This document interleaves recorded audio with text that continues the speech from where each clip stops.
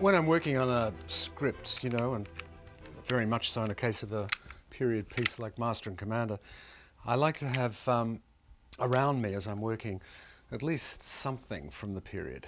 In the case of this film, I went a little further than that. I found this this shop in London, Blunderbuss Antiques, I might as well give them a plug, and left a large part of the salary that I was paid for this film, I think, in buying all kinds of naval stuff. I mean, look at this very rare submarine's crossbelt.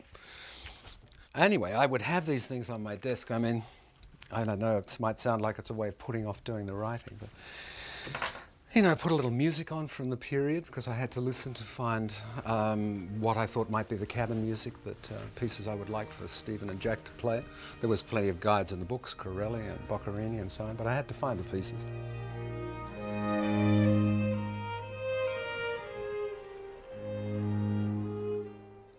So I like to be able to put my hand out, you know, look at this telescope, beautiful telescope I got in London, and to just touch it. I don't know, it doesn't matter how often you read that something happened in history and that it's true.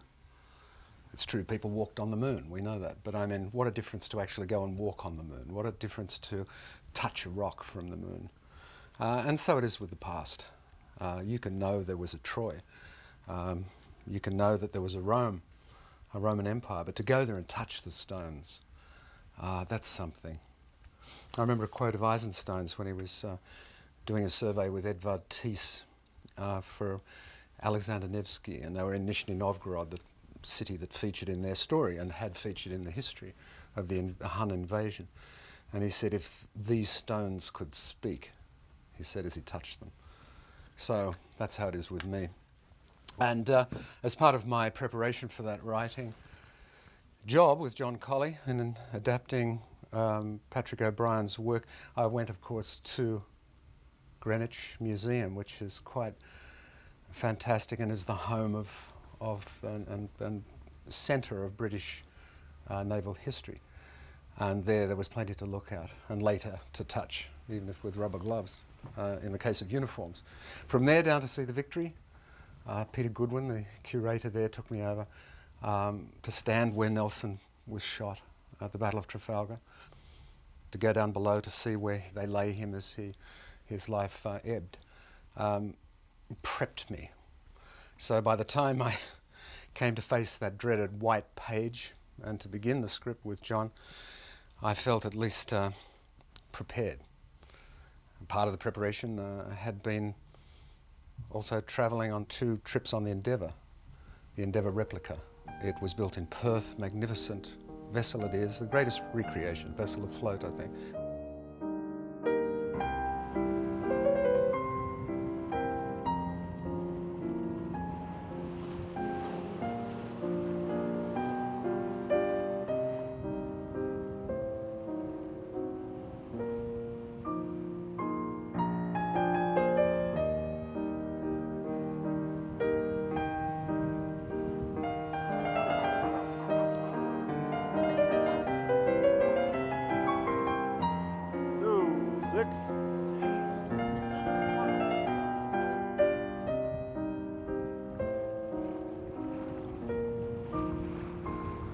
And it's unique in that the weather deck, the top deck, is period accurate, and so too is the berth deck below. So all we voyage crew sleep in hammocks, as the crew did in that period. We don't eat the same food, but you can imagine that.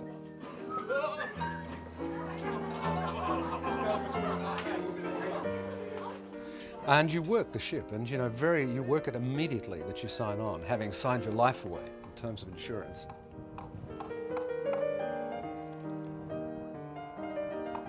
You put in a watch. I was on the foremast watch, and you are sent, as in our case, it was about midnight, we were leaving harbour up the northern coast of New South Wales, sent up to take in some sail, and you find yourself unbelievably, well, with a safety harness, but nevertheless climbing up the rigging, up over the futtock shrouds to the fighting top. That's a test of courage of some kind. You just don't want to make a fool of yourself by falling to your death, but you do have to lean out as you go up to that platform.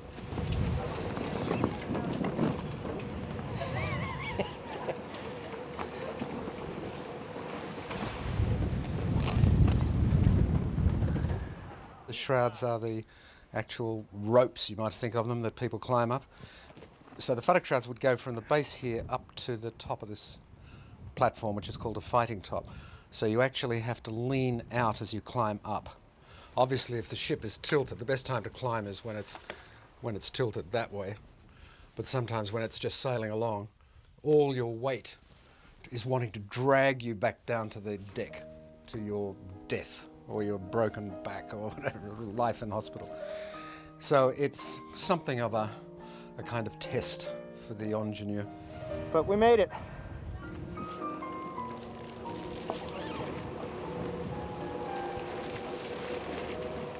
I must say I never got used to it. Never. I've probably done it 3 or 4 times.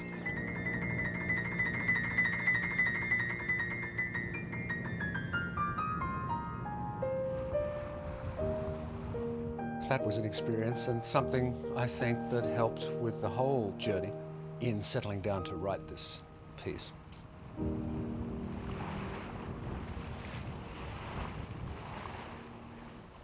I'd like to talk a little bit about the books. 20 books, 20 volumes.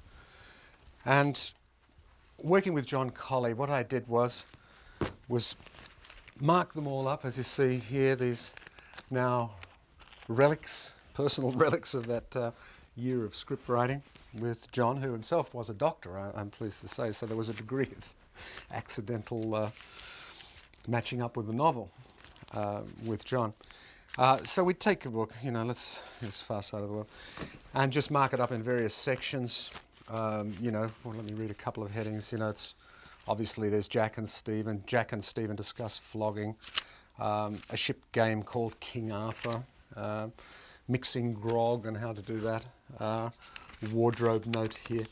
And so it was done with all the 20 books. And then we photocopied those later on and had them put into their own separate category, like life on board or gunnery practice, or Jack and Stephen. There was a book on Jack and Stephen, of course, and a book on Jack and a book on Stephen. These then became very handy to give to department heads who could not possibly read all the books before shooting, and the same with the actors.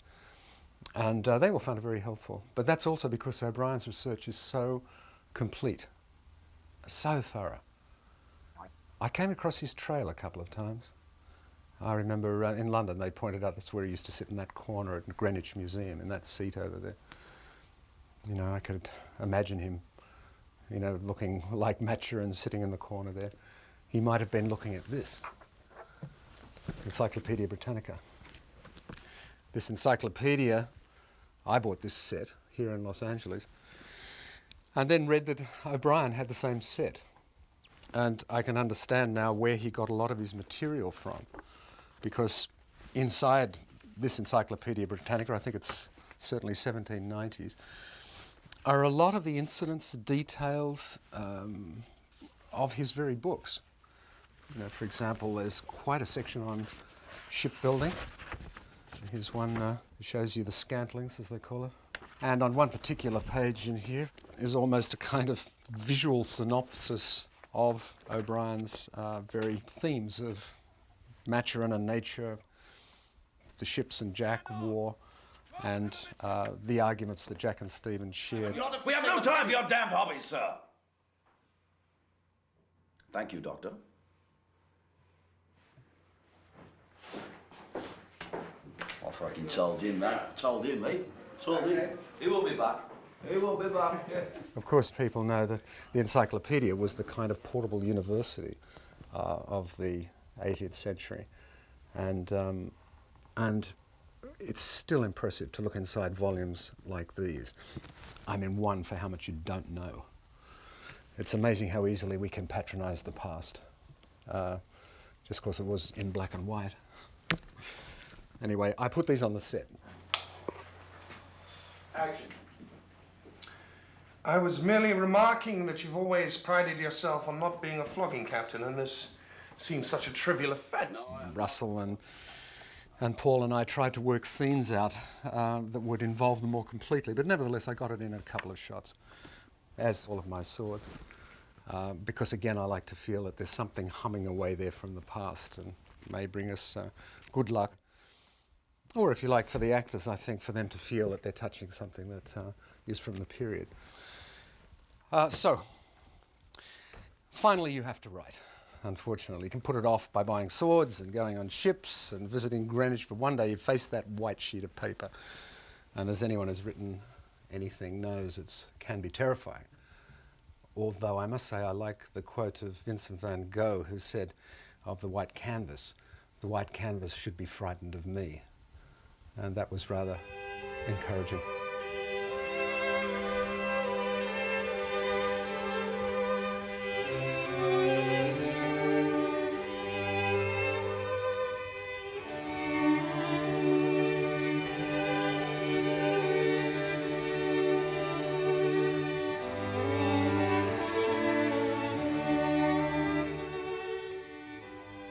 Paintings were very important as a source of inspiration and for lighting and for feeling, particularly in talking to the CGI houses, to Asylum and to ILM, and as talking points in meetings for the physical effects, what I was attempting, as much as for the camera to get an idea of the lighting and of the feeling. Here, this is very key still, this is the prompt. This was a true incident that occurred in the Caribbean, in which this British frigate lost her mizzenmast. This became very inspirational for the staging of the storm and that particular incident.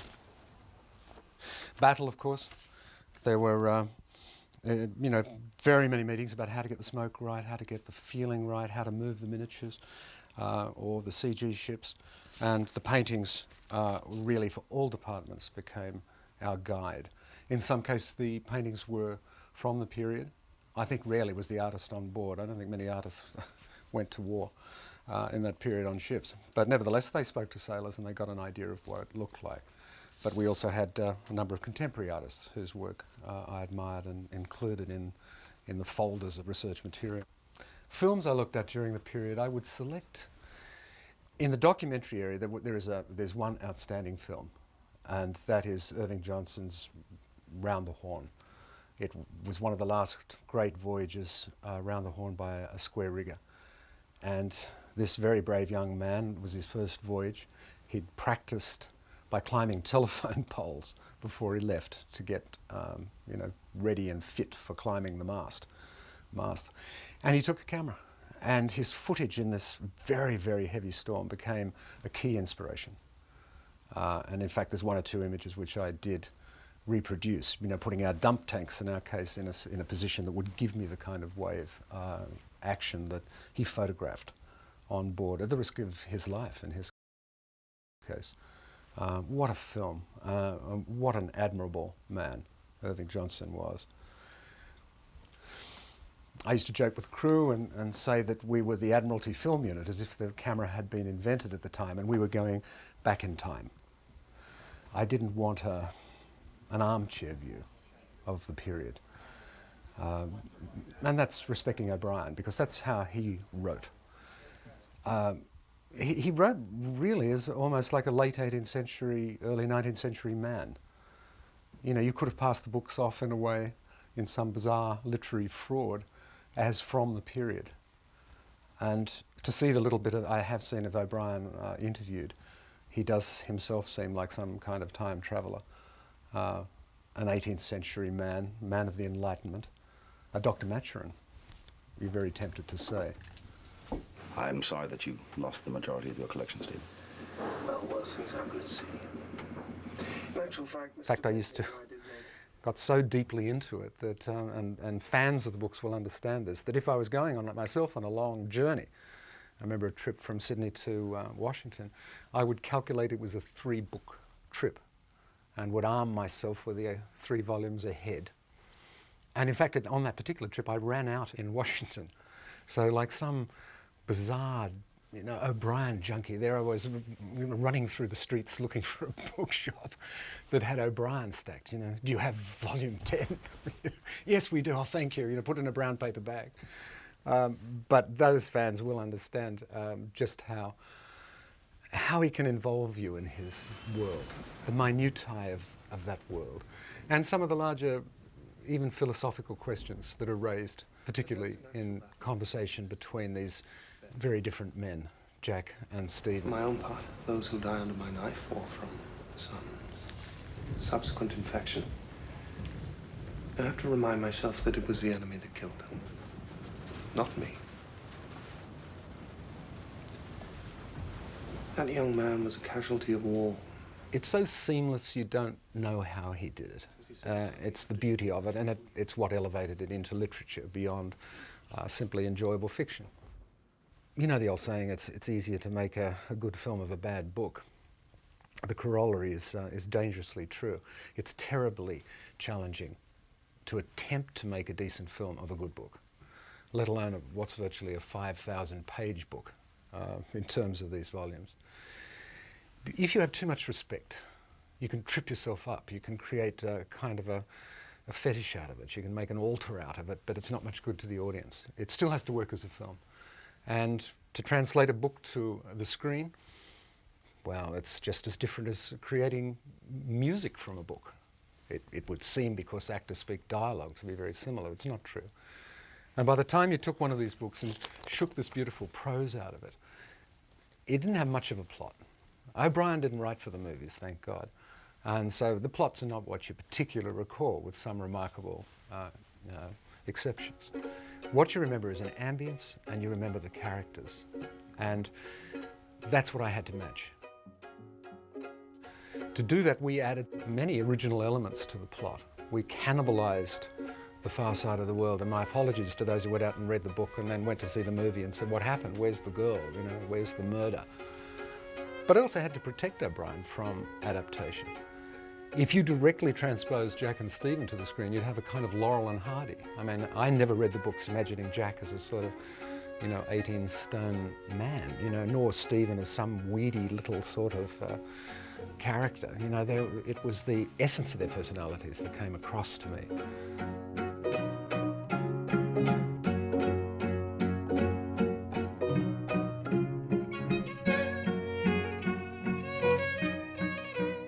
So within the casting, they're not exactly strictly accurate. But I hope I remain true to what I love, the essence of Patrick O'Brien and this world within a world that he created. It's certainly through no lack of respect if I failed to reach the heights he reached in the equivalence of movies. Because I do say it's been one of the great reading experiences of my life. And as with an old friend, I hope we meet again. I'm sure I'll find my way back to O'Brien at some future period.